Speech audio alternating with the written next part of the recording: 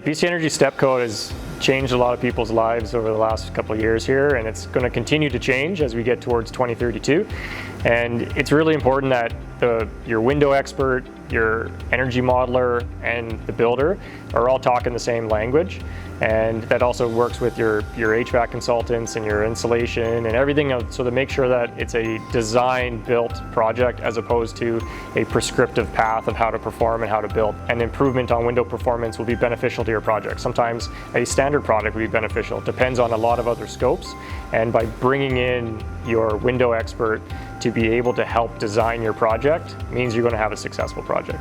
A lot of things that need to be designed in terms of a window detail and performance, it's really hard to change after the fact, so it's great to be able to have somebody of window expert to be on your team and to help guide you in the right direction at the time where it's important to make changes.